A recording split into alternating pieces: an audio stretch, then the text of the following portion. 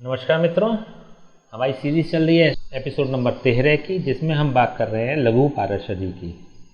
लघु पारषदी का आज हम बात करेंगे श्लोक नंबर 40 की। श्लोक नंबर 40 कहता है कि परस्पर दशानाम सभक्तो सूर्यज भार्गवो व्यत्येन विशेषेण प्रदिशेताम शुभाशुभम। श्लोक नंबर 40 में विशेष रूप से शनि और शुक्र की दशा के फल पर विचार करना बताया गया है। जब शनि में शुक्र या शुक्र में शनि की महादशा या अंतरदशा होती है तो किस प्रकार के फल प्रदान करती है। चलिए बात करते हैं, ये कुंडली ले लेते हैं, उस पर अध्ययन करेंगे और उसकी व्याख्या करेंगे। ये आपकी स्क्रीन पर एक कुंडली है। पहले जान लेते हैं श्लोक नंबर 40 क्या कहता है। शनि व शुक्र की महादशा या अंतरदशा में विशेषतया इनका शुभ या अशुभ जैसा भी फल हो वह एक दूसरे की दशा में मिलता है। शनि का फल शुक्र के अंतर में और शुक्र का फल शनि के अंतर में मिलता है। देखिए यहाँ पर शुक्र और शनि के महादशा और अंतरदशा की बात चल रही है।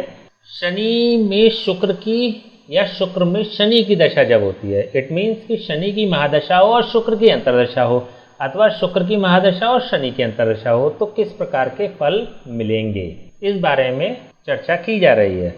शुक्र का फल शनि की अंतरदशा में और शनि का फल शुक्र की अंतरदशा में। शुक्र का और शनि का जैसा भी कुंडली में फल होगा वह एक दूसरे की महादशा और अंतरदशाओं में मिलेगा।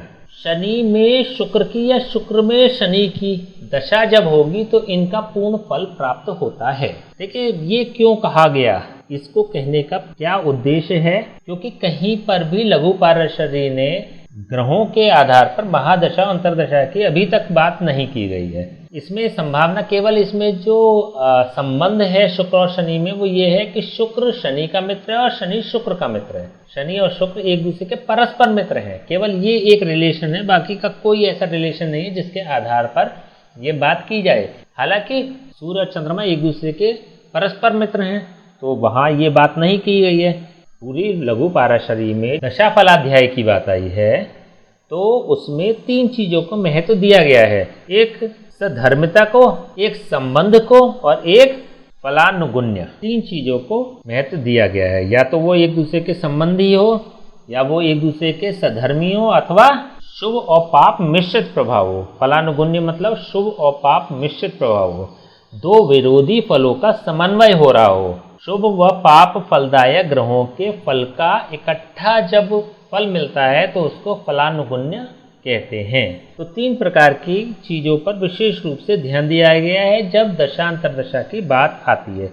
अभी तक इस तरह का कहीं पर भी जिक्र नहीं है कि इस ग्रह की महादशा और अंतरदशा हो तो इस प्रकार के फल मिलेंगे। अच्छा, इसमें विशेष रूप से ये कहा गया है कि ये फल तो मिलते हैं लेकिन शुभ या अशुभ कैसे भी मिल सकते हैं। यहाँ पे शुभ फलों की बात नहीं आई है, केवल फलों की बात आई है कि फल मिलेंगे।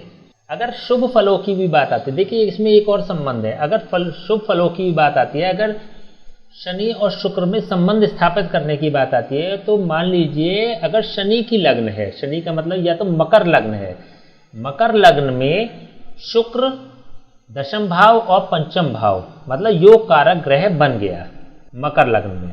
इसी तरह अगर शनि की दूसरी लग्न है कुंभ लग्न, अगर कुंभ लग्न की बात करें तो कुंभ लग्न में शुक्र चतुर्थ भाव और नवम भाव का स्वामी बन गया, तो शनि की दोनों लग्नों में शुक्र योग कारक ग्रह बन जाता है।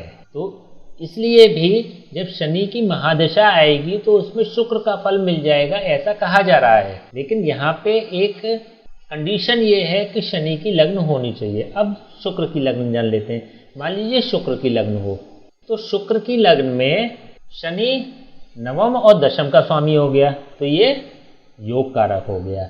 इसी प्रकार से अगर तुला की हम बात करें, शनि चतुर्थ और पंचम का स्वामी हो गया तो ये भी योग कारक हो गया। तो कंक्लूजन क्या रहा कि या तो शनि की लग्न हो अथवा शुक्र की लग्न हो, किसी की भी लग्न हो, शुक्र की लग्न में शनि योग कारक होगा और शनि की लग्न में शुक्र योग कारक होता है।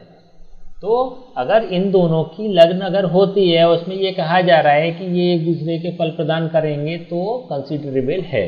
शनि में शुक्र के और शुक्र में शनि के फल प्राप्त करने के लिए इन दोनों में से किसी लग्न का होना आवश्यक है। मतलब ये जो कंडीशन होती है 4 लग्नों पर इम्प्लीमेंट होती है, अप्लाई होती है।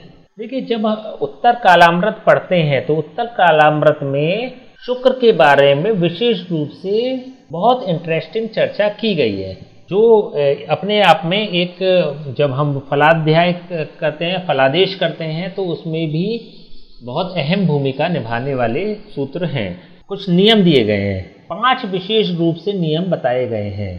वो क्या हैं कि शनि और शुक्र दोनों ही अगर उच्च स्थिति में हो, स्वग्रही स्थिति में हो, वर्गोत्तम स्थिति में हो, या मित्र राशि में हो, अथवा शुभ स्थान में हो, इट मीन्स कि सभी प्रकार से योग कारक हो, तो इनकी परस्पर दशा अंतरदशा में कुबेर के समान धनी राजा भी भिक्षुक हो जाता है, भिखारी बन जाता है। तो इसका मतलब है कि शनि और शुक्र अपनी उच्च राशि में, स्वग्रही में, वर्गोत्तम में, मित्र राशि में या शुभ स्थिति में शुभ फल प्रदान करने वाले नहीं होते हैं।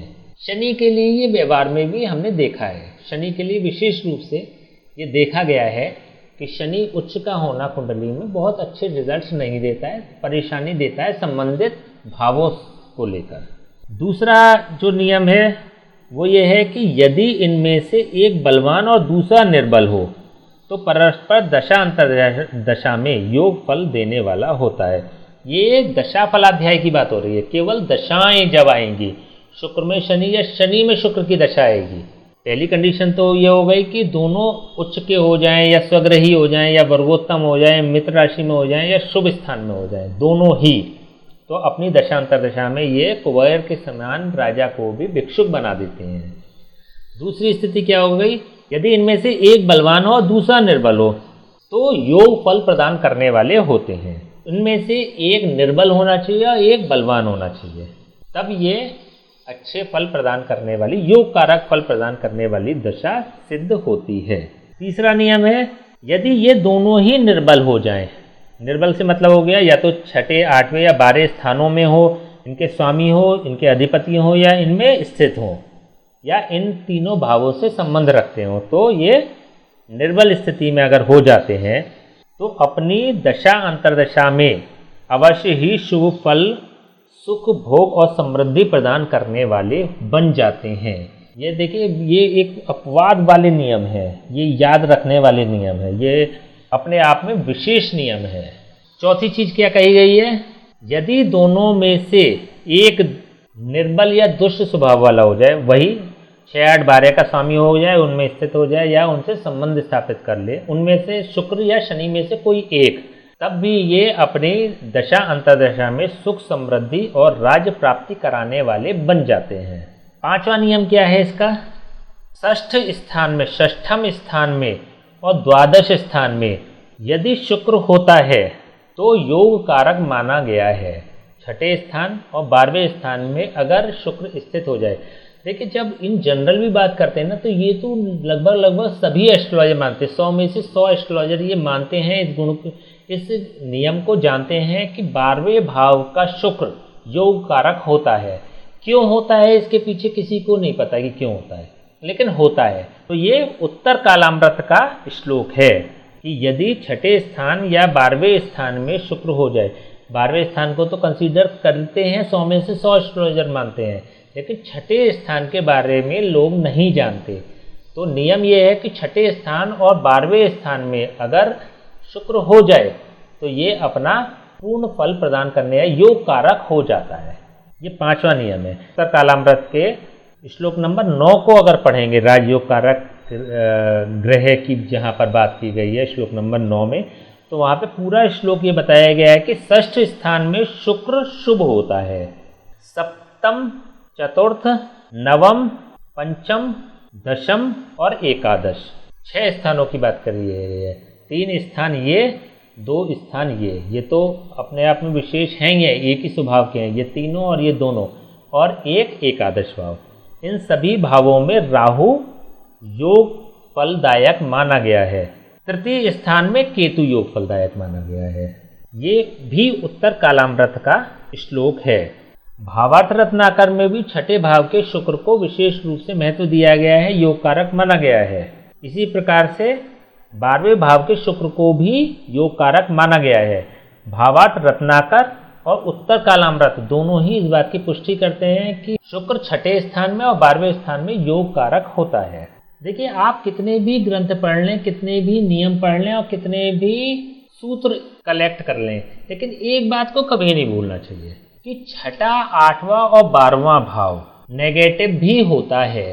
तो योग कारक भले ही कितना भी हो जाए, योग कारक फल कितना भी देने में सक्षम हो जाए, लेकिन ये अपनी दुष्टता जरूर दिखाता है, ये अपना पापत्व जरूर दिखाता है। 6, 8 और 12 भाव तो योग कारक भले ही हो जाए, लेकिन उसी योग कारक दशा में ये कोई ना कोई अनिष्ट कारक कार्य जरूर कराता है। इस बात को कभी नहीं भूलना चाहिए, इस बात को अवॉइड नहीं करना चाहिए, इस बात को इग्नोर नहीं करना चाहिए।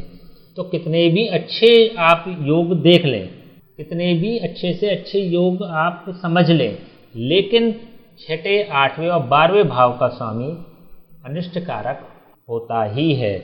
यहाँ पे कोई ग्रह की अगर प्लेसमेंट हो जाती है तो ये अपना नेगेटिव फल दिखाता ही है।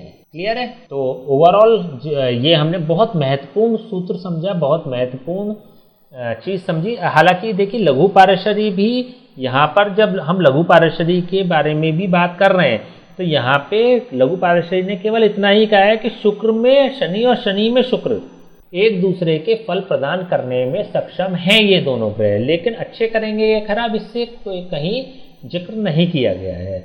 तो शुक्र और शनि को विशेष रूप से समझने की आवश्यकता है।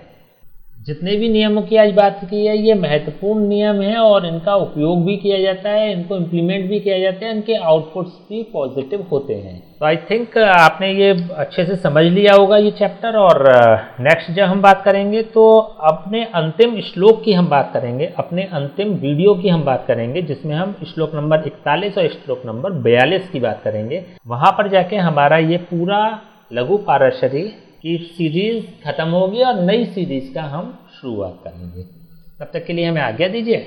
नमस्कार।